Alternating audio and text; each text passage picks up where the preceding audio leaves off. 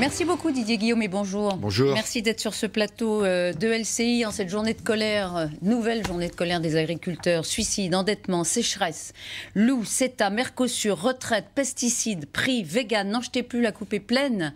Monsieur le ministre, les agriculteurs manifestent donc dans toute la France. Leur slogan c'est « Macron, réponds-nous ».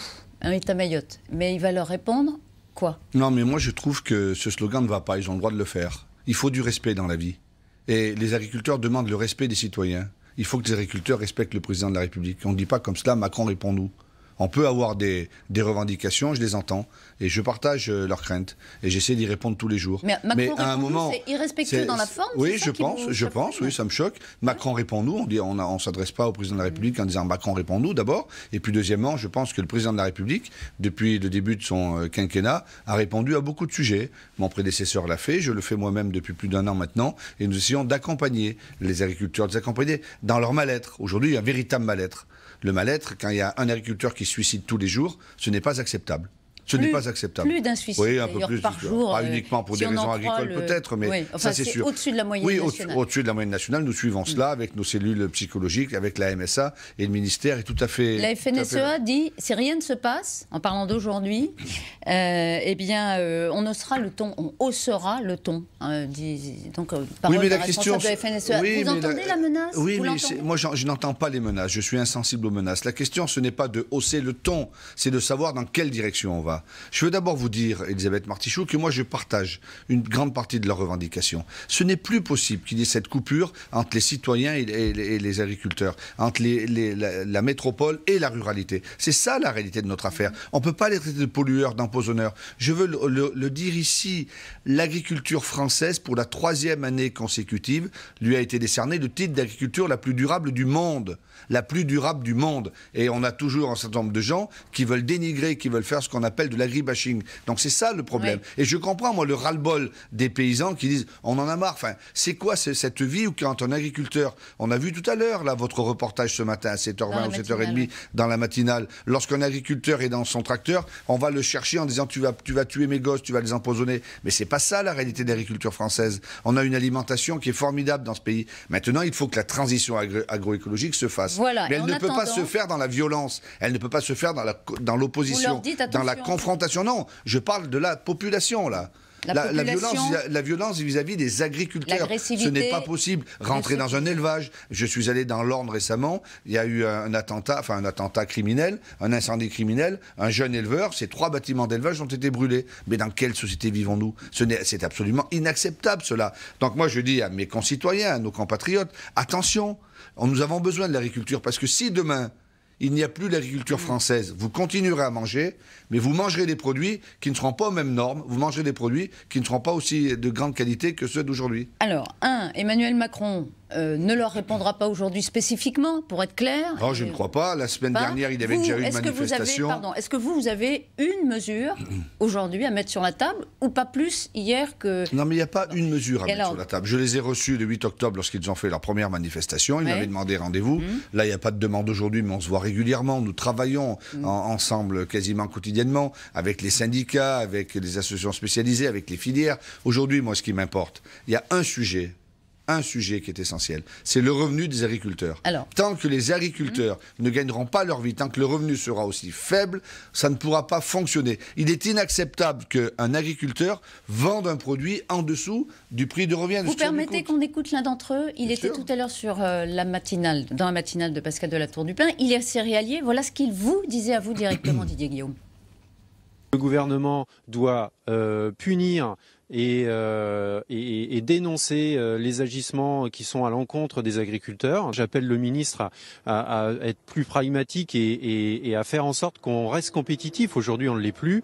Et puis, quand on entend qu'on va signer le CETA et le Mercosur, il faut arrêter. C'est ça clairement que le gouvernement doit entendre. Alors, les agressions, vous les avez condamnées, vous dites à la population, ne faites pas ça, c'est insupportable, on a besoin de l'agriculture. Deuxième fait sujet un qu'il courrier aborde. cette semaine la semaine dernière à Christophe Castaner pour lui demander la plus grande fermeté des forces de police et de gendarmerie. Lorsqu'un agriculteur vient dans une gendarmerie ou dans un poste de police pour porter plainte, on ne lui dit pas faites une main courante, il porte plainte. Il faut dénoncer ses actions. Et Mme Belloubet, la garde des Sceaux, a envoyé une instruction à tous les procureurs de la République de France pour leur dire soyez sévères, n'acceptez aucune dérive, parce que si on met le doigt dans l'engrenage ou on entre chez quelqu'un, on entre dans un élevage, on met le feu, c'est la fin de notre vivre ensemble. Donc une réponse pénale appropriée au degré des agressions. Cet agriculteur parlait du CETA. Il parlait du CETA et du Mercosur. Il a été voté en juillet dernier. J'ai deux questions assez claires.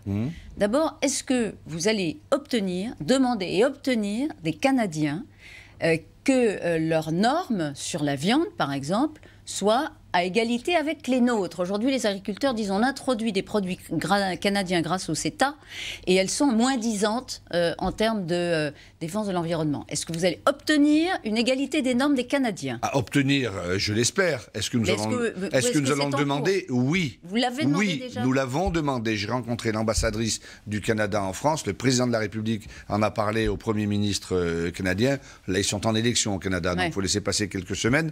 Nous, ce que nous souhaitons, c'est des choses claires. Nous ne voulons pas importer une alimentation qui n'est pas aux normes de l'Europe ou aux normes de la France. Aujourd'hui, il n'y a pas de problème global avec l'accord avec le CETA. Cet accord, il bénéficie à la France dans le domaine du lait, dans le domaine du fromage, dans le domaine du vin, dans le domaine des IGP. Tout ça, c'est très bénéfique. Mais ils n'inventent pas leurs craintes. Non, attendez. C'est très bénéfique à la France. Oui. Cet accord est très bénéfique à la France. Il y a un sujet, et moi je ne mets pas la poussière sous la table, un sujet qui pose problème aujourd'hui, c'est le bœuf, c'est la viande bovine. Donc nous devons regarder cela. Je rappelle simplement que le CETA est en place depuis maintenant 2 ans, même s'il n'est pas encore ratifié. C'est ça les règles européennes sont... 90% du CETA est appliqué et il n'est pas encore ratifié. Aujourd'hui, nous importons 60 tonnes de viande bovine canadienne sur 1 500 000 tonnes de viande bovine importée totalement. Bon, les éleveurs qui souffrent beaucoup, dont certains vendent leurs troupeaux, ont des craintes. Ils ont raison de les avoir. Donc parce qu'elle n'est pas bonne pour la santé. Non, la viande canadienne est très bonne pour la santé. Le Canada est un pays ami. Si on dit que l'Amérique, le Canada, c'est pas... Non, on ne parle pas du Brésil et du Mercosur, pour lequel moi je suis très opposé. Mais sur le Canada, simplement, il y a des fabrications de viande avec... de concurrence déloyale. Exactement. Donc c'est pour ça que 5 laboratoires ont été validés par l'Union européenne qui vont contrôler les 36 fermes dans desquelles la viande peut être exportée. Vous n'arrivez pas à les convaincre, les producteurs. Ah mais ça je sais, je ne peux pas les convaincre. Dans la crainte mais moi, de ce CETA, ils n'en veulent pas, c'est un sujet de crispation. Bon, ils ne veulent pas du CETA, vous dites, je le comprends. Oui, le président de la République est au sommet de l'élevage, le CETA sera là. Moi ce que je souhaite, c'est que nous montions encore la gamme des produits bovins qui viennent du Canada et que nous réglions le problème des farines animales avec lesquelles parfois certaines bêtes sont nourries. C'est tout. Ils ne sont pas nourris de farine de ruminants. Il n'y a pas de problème pour la santé, rien. Et la viande est de qualité. Simplement, il faut les mêmes normes et la même concurrence. Il ne peut pas y avoir de concurrence déloyale avec dans les accords commerciaux. Et vous leur dites d'être patient jusqu'à quand pour qu'il y ait une égalité des normes? Ah mais non, mais moi, je ne suis pas là pour leur dire d'être patient. Ils continuent leurs revendications syndicales. Je n'ai pas de problème. Mais moi, je me bagarre pour faire en sorte que l'équité soit là. En tout cas, quand le CETA a été voté à l'Assemblée, vous avez vu des agriculteurs en colère qui s'en sont pris d'ailleurs à des élus, à leur permanence. Ils ont été menaçants. Quand ce sera voté au Sénat, ça arrive quand au Sénat, le CETA? Alors au Sénat, ça devrait être au mois de décembre. D'après ce que j'ai compris, c'est que le Sénat le rejettera, ça reviendra à l'Assemblée, vraisemblablement l'Assemblée le validera. Ce que je dois dire quand même sur ce sujet, et c'est là où parfois il faut que les responsables politiques mettent l'intérêt supérieur de leur pays à l'intérêt de leur parti. Le CETA, je vais être très clair, c'est Nicolas Sarkozy qui a démarré la négociation avec le Canada. Oui, on en avait parlé à l'époque. Non, mais attendez, mais c'est très important. Ouais. C'est François Hollande qui l'a validé et c'est Emmanuel Macron qui le ratifie. Et aujourd'hui, les oppositions, pour des raisons politiciennes, sont contre. Oui, mais je pense que ça ne sert pas la crédibilité. C'est pas nouveau. Non, mais je dis, les oppositions sont là pour s'opposer. Je n'ai pas de sujet. Mais sur un sujet comme celui-ci, ne pas mettre de l'huile sur le feu, je pense que c'est quand même mieux. Alors, il y a un sujet qui a rendu furieux quand même, et à juste titre, les agriculteurs, c'est la loi Egalim, la loi alimentation. Vous avez fait le bilan hier. Elle produit finalement le contraire du but recherché. Non, j'ai bien compris. Non. C'est-à-dire que cette loi qui devait améliorer le revenu des Français, vous disiez tout à l'heure, vous étiez très attentif à cet enjeu-là, en fait, en relevant le seuil de revente à perte, ça a profité aux grandes surfaces, ça a profité aux consommateurs, ça a à peine profité, sinon pas du tout, aux producteurs, notamment producteurs de viande. Elle est mal faite, cette loi ? Votre constat est réel. Aujourd'hui, la loi, votre constat est réel. Aujourd'hui, à l'heure qu'il est, en octobre 2019, la loi n'a pas porté ses fruits. Pourquoi ? Le seuil de revente à perte a été demandé par la profession agricole. C'est de dire, on ne peut pas vendre des produits, les grandes marques, en dessous de ce que ça coûte. Il fallait que la répartition de la valeur soit mieux faite à partir de ça. Je n'ai jamais pensé une seconde qu'en augmentant le prix du Coca-Cola, du Nutella, excusez-moi de donner des marques ou du Ricard, ça allait revenir dans les cours de ferme et augmenter le revenu des agriculteurs. Ce que nous avons fait, c'est deux choses très simples. C'est un peu technique, mais c'est très simple. Les filières agricoles doivent composer leur prix. Ils disent par exemple, pour le lait, le prix du lait c'est 39 centimes le litre. Voilà.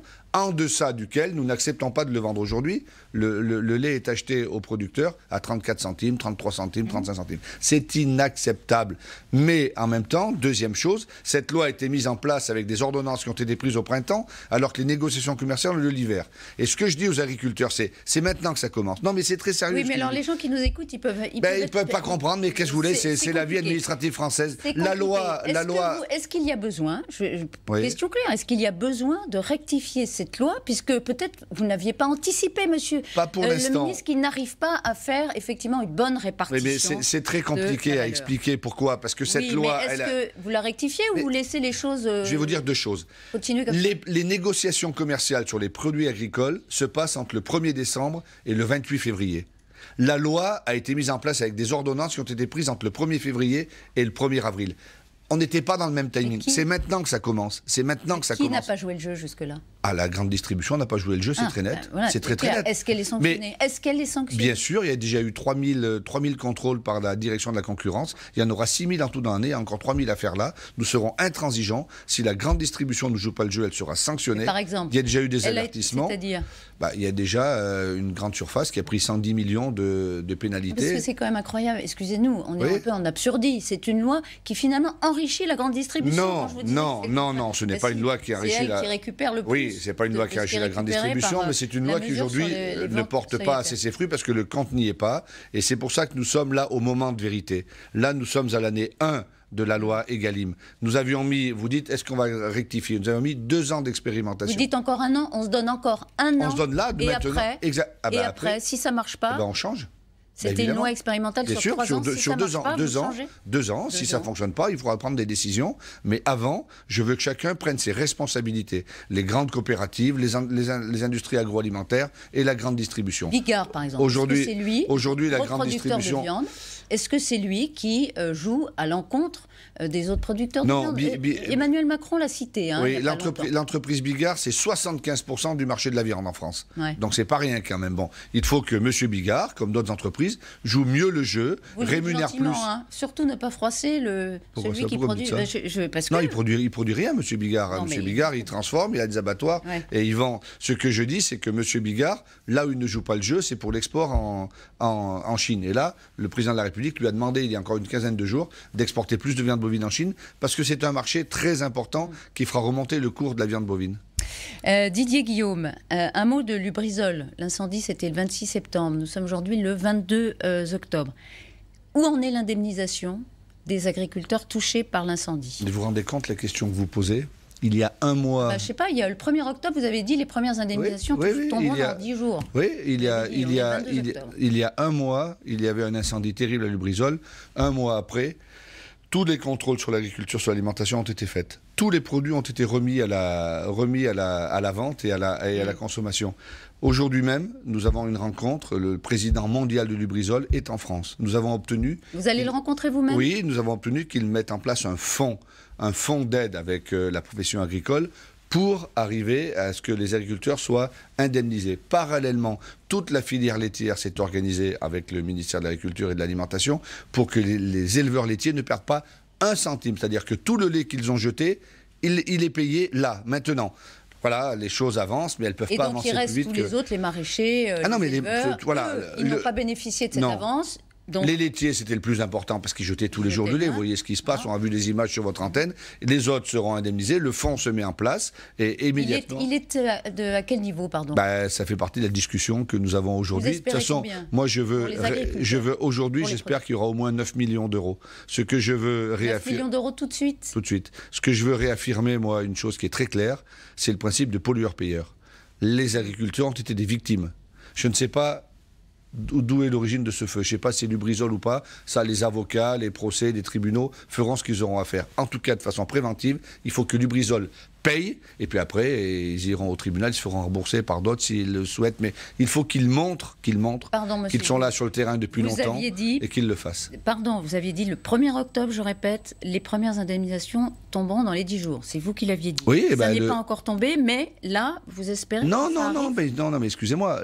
J'avais dit très clairement qu'il fallait que pour les laitiers, ils touchent au moment d'octobre pour leur lait de salmon. C'est fait. Ben voilà. Alors, après les autres, nous les remettons. J'espère que c'est la somme que nous avons vue pour maintenant. Je vais vous dire un truc. L'étude que nous avons faite aujourd'hui pour les agriculteurs, pour toute la filière agricole, c'est entre 40 et 50 millions d'euros de pertes. De manque à gagner. 40 à 50 millions d'euros. Et il faudra que ces 40 à 50 millions d'euros, les agriculteurs les touchent. Mais à la charge de Lubrizol uniquement? À la charge des assurances, à la charge de Lubrizol, à la charge de ce que vous voulez. Mais ce que nous avons calculé, et bien tranquillement, avec les services du ministère, avec la profession agricole, c'est entre 40 et 50 millions d'euros. Je ne sais pas si vous vous rendez compte. C'est beaucoup. Les pertes des producteurs, des maraîchers sont considérables, effectivement. Et maintenant, ils peuvent tous vendre leurs produits. Oui, toutes les interdictions ont été Alors, par levées. contre, nous allons continuer à faire une surveillance renforcée, c'est très important, pour assurer des soldes, des produits régulièrement. Parce qu'on ne sait pas à terme ce que ça va donner. Évidemment, ça ne fait à peine qu'un mois. Peut-être que les terres sont polluées. Nous allons voir cela, peut-être ou pas. Donc une surveillance renforcée est faite. L'ANSES et les laboratoires indépendants vont continuer à faire des études.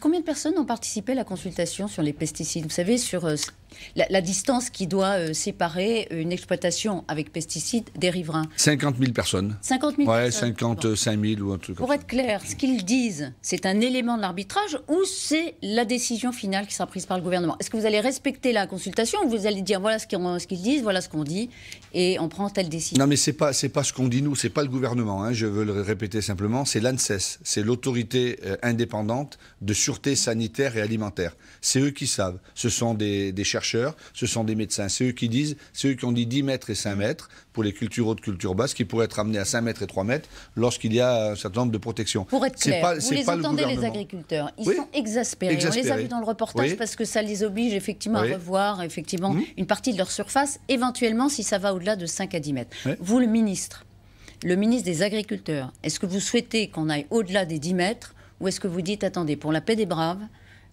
non, mais c'est pas la paix des braves. Nous n'irons pas au-delà des 10 mètres. Tout simplement parce que ce ne sont pas des oiseaux de mauvais augure qui vont dire 100 mètres ou 150 mètres. C'est la science.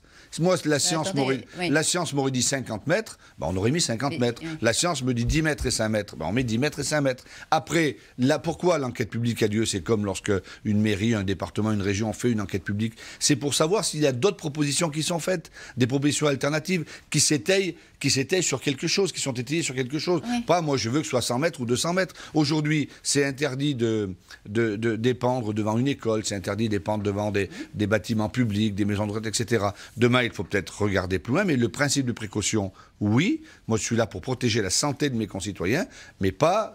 Donc, pour vous, 10 mètres, c'est la distance Non, mais madame, c'est pas maximum. Pour moi.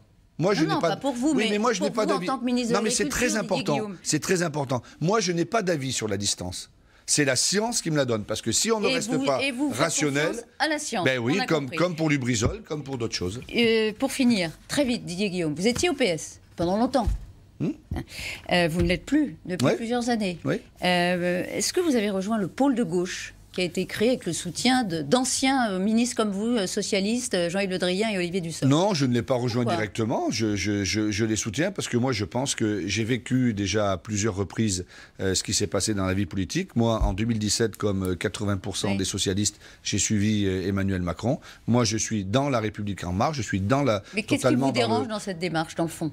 Mais rien du tout. Bah alors pourquoi vous ne la Parce que rejoignez j'ai pas le temps, moi je suis ministre de l'Agriculture, j'ai pas le temps de faire... Jean-Yves Le Drian, il voyage de faire autre chose. C'est Olivier Dussopt qui fait un travail qui rassemble un certain nombre de... Qu'est-ce qui vous dérange dans cette démarche? Mais rien me dérange. Il crée un mouvement à la gauche de la Macronie. Voilà, mais moi je suis... dans la perspective de 2022. Oui, mais moi je suis... Pourquoi vous ne le rejoignez pas? Parce que moi, je me sens dans La République En Marche, dans En Marche, pas à gauche de En Marche, pas à côté d'En Marche. Je me sens dans En Marche, dans la démarche du président de la République. Merci beaucoup Didier Guillaume Merci d'avoir été ce matin sur LCI.